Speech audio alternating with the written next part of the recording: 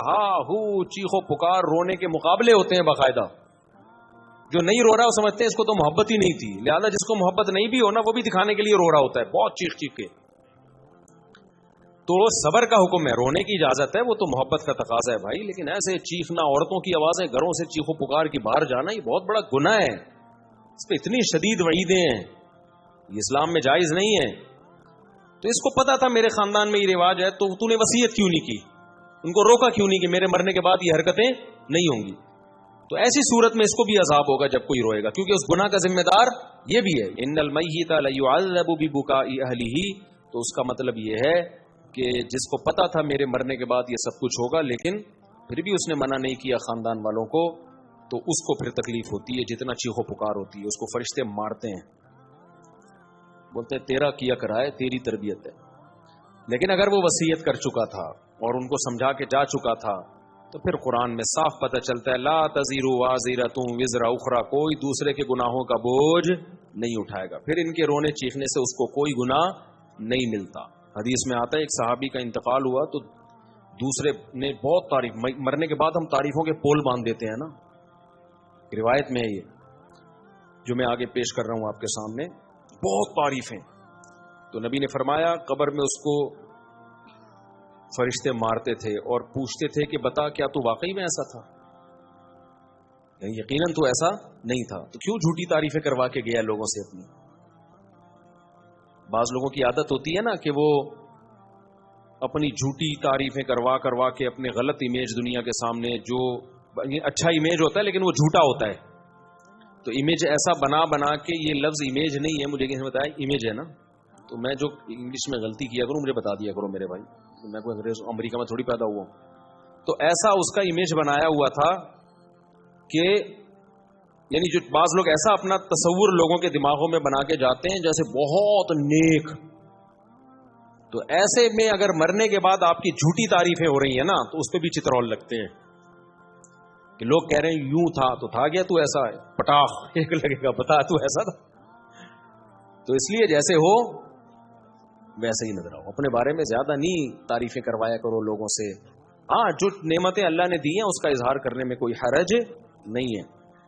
بھائی غیر مسلم اگر خوبصورت ہے تو دیکھنے میں اچھا لگے گا, تو اس کا تو, اور مسلمان تہجد گزار بدصورت ہے تو دیکھنے میں اچھا نہیں لگے گا. تو اچھا لگنے کا تعلق مسلم یا غیر مسلم سے نہیں ہے, اگلے کی پرسنالٹی سے ہے.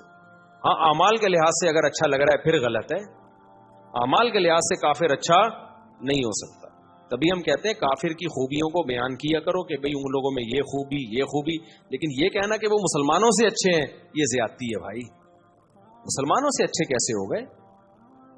جو خدا کا انکار کرے اور جو خدا کو مانے دونوں برابر ہو سکتے ہیں؟ ایک اللہ کو مانتے ہیں, اللہ کے پیغمبروں کو, اللہ کی کتابوں کو مانتے ہیں, دوسرا مانتا ہی نہیں ہے, وہ کہتے ہیں میں خود بخود بناؤں.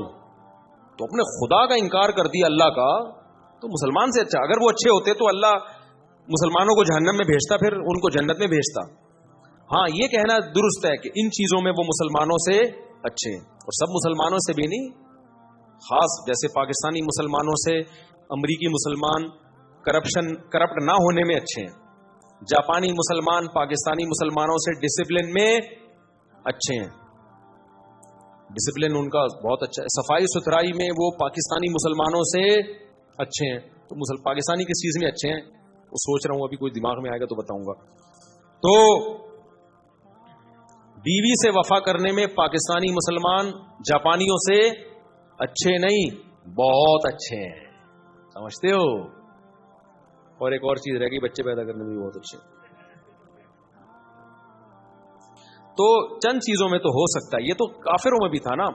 نبی صلی اللہ علیہ وسلم نے فرمایا خیارکم فی الجاہلیت خیارکم فی الاسلام, جو زمانے جاہلیت میں کافر اچھے تھے اسلام میں بھی وہی اچھے ہیں. تو اس سے پتہ چلا کافر میں بھی کوئی اچھا ہو سکتا ہے نا. تو یہاں اچھائی سے مراد ہے چند صفات میں اچھائی, غیرت میں, بہادری میں. تو بعض کافر بڑے غیرت مند ہوتے ہیں, بہادر ہوتے ہیں, سخی ہوتے ہیں, تو جب وہ اسلام لاتے ہیں تو وہ بہادری غیرت اور بڑھ جاتی ہے. تو صحابہ کرام زمانے جاہلیت میں سخی تھے, بہادر تھے, رشتہ داری جوڑنے کو اچھا سمجھتے تھے. یہی جب مسلمان ہوئے تو یہ وفا کس کے لیے استعمال ہوئی, پھر نبی کے لیے. اور جو منافق تھے مدینہ میں وہ کم وقت اسلام لانے سے پہلے بھی 2 نمبر, اسلام بھی لانے کے بعد بھی 2 نمبر. وہ جدھر دیکھتے تھے نا پلڑا بھاری ہے ادھر کو پلٹ جاتے تھے.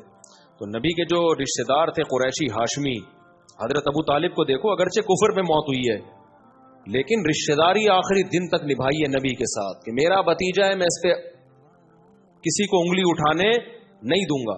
3 سال نبی صلی اللہ علیہ وسلم کو شعب ابی طالب میں آپ کا بائیکاٹ کر کے بند کیا گیا، پتے کھانے پڑے ہیں 3 سال معاشی بائیکاٹ. ابو طالب نے غیر مسلم ہونے کے باوجود وقت کس کے ساتھ گزارا؟ پیغمبر کے ساتھ.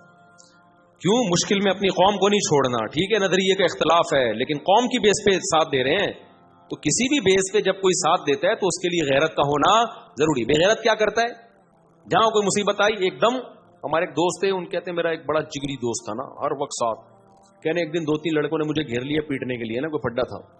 کہہ رہے میں نے کہا کوئی بات نہیں، ہم بھی 2 ہیں نا، نمٹ لیں گے دیکھیں گے. کہہ رہے میں مار کھائے جا رہا ہوں کوئی ریپلائی کہیں سے ہو ہی نہیں رہا. کہہ رہے میں نے اپنا وہ لنگوٹی یار دیکھا تو وہ 3 کلومیٹر پہ نا بھاگا جا رہا ہے. ابے تو یہ تو اس موقع پہ نہیں بنتا یار، یا تو وہ 100 آدمی ہوتے تو یار وہ بھی 2-3 ہیں، تم 2 ہو تو کچھ تو کرو نا، کچھ تو بچاؤ تو کہیں اس کو. ایک دم ایسا بھاگا. میں چھوٹا تھا تو میرے ساتھ ایک ہمارے کلاس فیلو اسکول کا لڑکا، ہم دونوں ڈبل سواری پہ آ رہے تھے. آپ کو پتا ہے کراچی میں ڈبل سواری پہ پابندی ہی رہی ہے.